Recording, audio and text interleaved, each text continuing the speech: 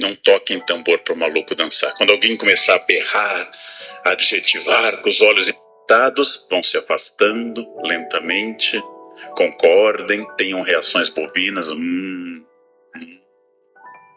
e saiam correndo, Não discutam com pessoas perturbadas. Não discutam com pessoas perturbadas. É perda de tempo, perda absoluta de tempo. Então, nesse quadro político instável de ódios, evitem o ódio, não cultivem o ódio. O ódio vem às pessoas, não compartilhe. Há um conselho que eu ouvi na Ásia de um budista que dizia: o ódio é um veneno que só funciona se você beber. Você precisa aceitar o ódio do outro.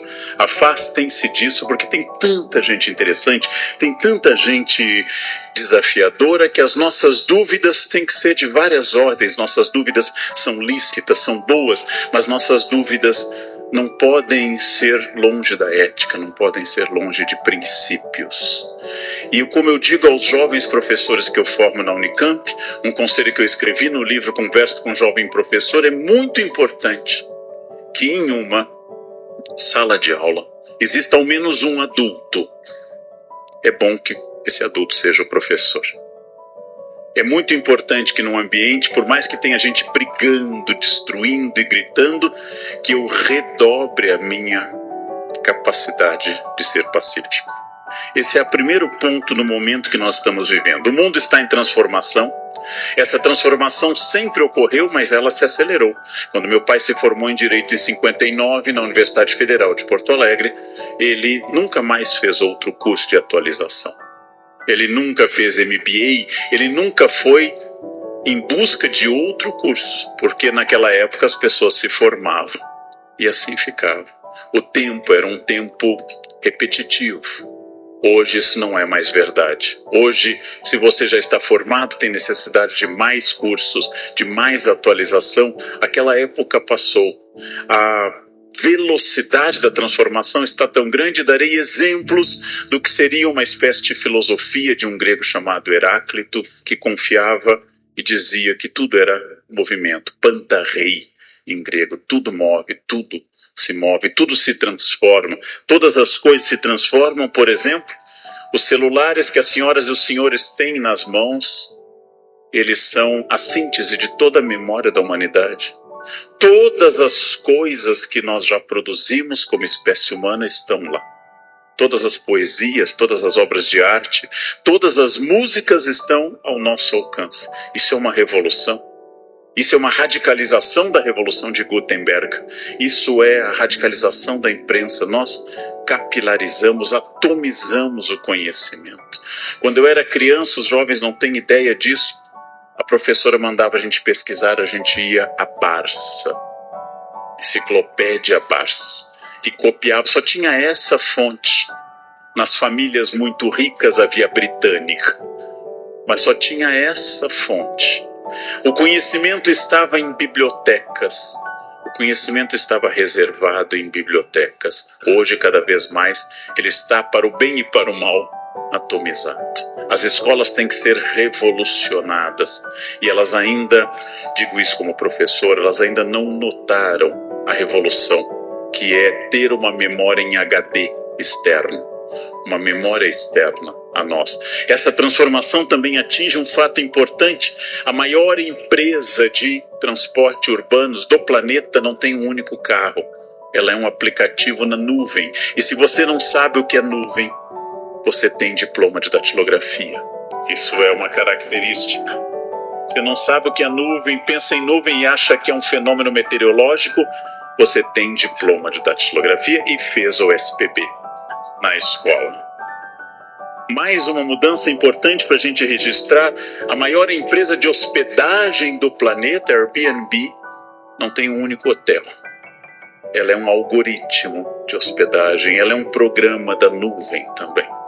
Ou seja, essa é uma mudança enorme. Claro que já no século XVI, Camões nos disse: mudam-se os tempos, mudam-se as vontades. Mas hoje essa mudança não é mais de uma geração para outra. Não é mais de uma geração para outra, ela é uma mudança imediata. Entre 2010 e 2017 já temos um outro comportamento tecnológico.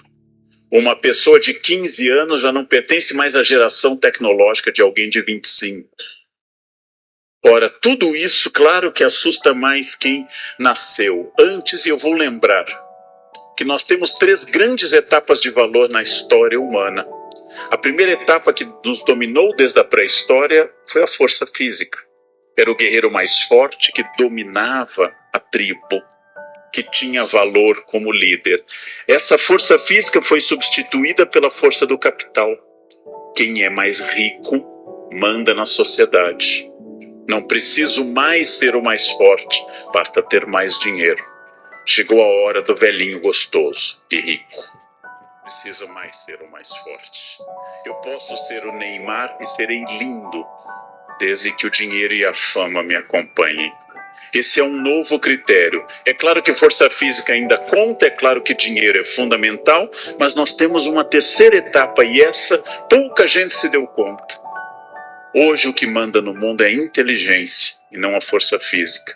E apesar do capital ser fundamental, o capital hoje deriva da inteligência e não da produção. Não é mais o dono da usina siderúrgica, não é mais o montador de automóveis que é o milionário, mas é o fundador do Facebook, de um programa. É o fundador do Google e assim por diante. São essas pessoas que hoje são responsáveis pela maior circulação de capital no mundo. Não tem mais sentido a memória, como me educaram. Quando eu era criança, decorávamos que o Brasil tinha 8.511.965 quilômetros quadrados. Nossas professoras, eu fiz um colégio interiorano, católico alemão no Rio Grande do Sul, ficavam felizes que nós soubéssemos que o Novo Testamento tinha 27 livros, 4 evangelhos, 1 Atos dos Apóstolos, 14 cartas de Paulo, um conjunto de cartas católicas e um Apocalipse. E aí nós tínhamos uma fé sólida, que nós tínhamos memória. E essa memória, ela é importante.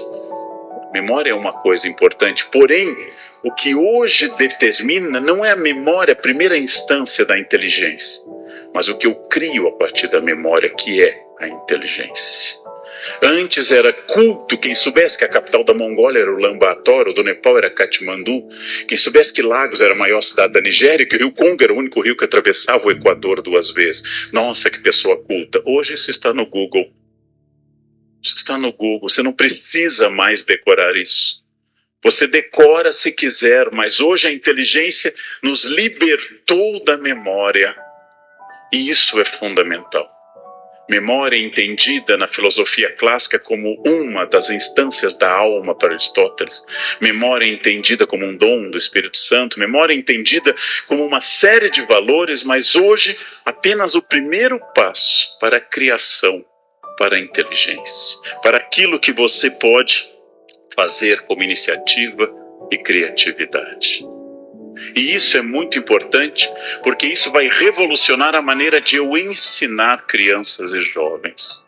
Ou seja, não mais para repetição, não mais para o padrão, mas para a criação. Se eu quiser que eles sejam cada vez mais pessoas que possam se adaptar à mudança. E é difícil. E por que é difícil me adaptar à mudança? Porque o primeiro limite é aquilo que eu, mais velho, valorizo, que é a tradição. Ora, por que é que o cérebro humano valoriza a tradição? Porque o cérebro humano é uma máquina eficaz, que gosta de economizar energia.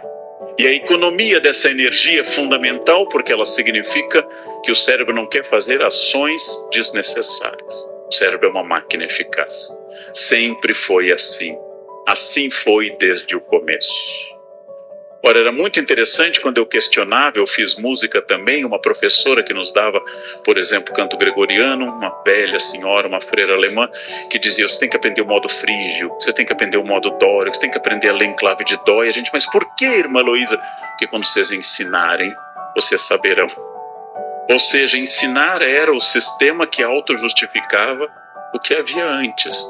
E isso é uma coisa interessante porque a tradição vem ao lado de um mecanismo fundamental, que foi colocado na espécie humana como uma forma de sobrevivência, que é o medo. O medo é prudente. O medo pode ser uma virtude que impede segundo Aristóteles, o exagero, ou seja, impede a temeridade, já que o equilíbrio é uma virtude aristotélica. Porém, quando o medo nos domina, ele se chama covardia.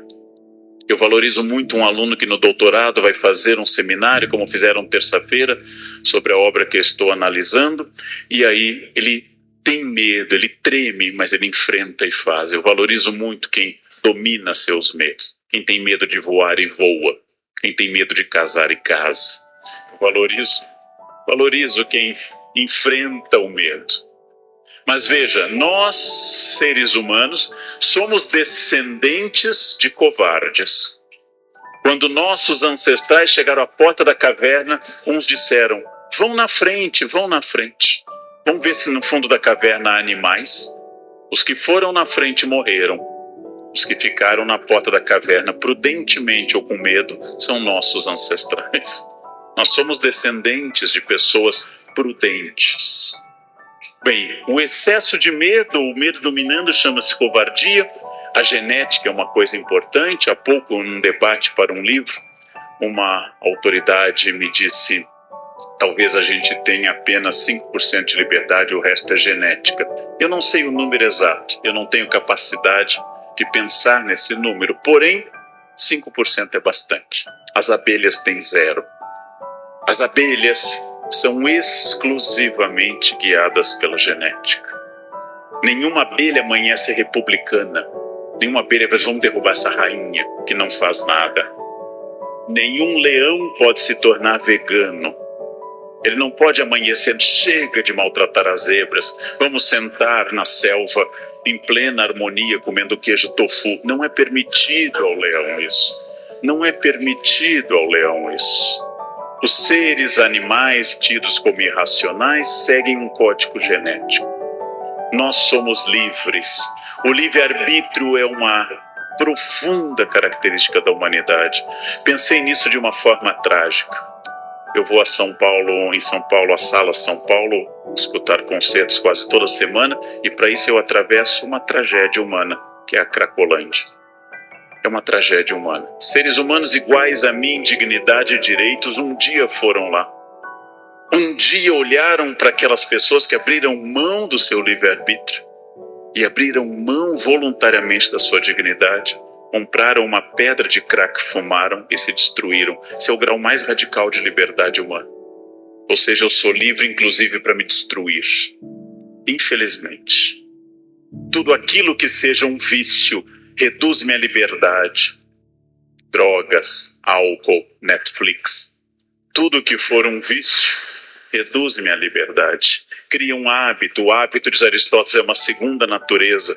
A genética existe, mas não nos condiciona abertamente. A cultura existe. Eu estou inserido dentro de uma cultura. Para mim, que tenho ancestrais camponeses, acordar de madrugada é muito fácil. Eu desperto todos os dias às 4 horas da manhã, sem nenhum problema. Isso é típico de sangue camponês, né? Ou de algum problema de insônia, mas eu casualmente acordo com facilidade. Eu tenho grande facilidade de acordar, faço parte da cultura. Meu avô dizia, o sol não deve encontrar ninguém honesto na cama.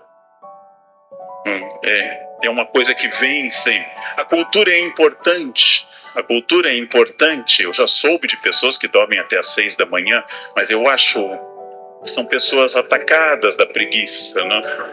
Pessoas atacadas disso. É uma questão cultural.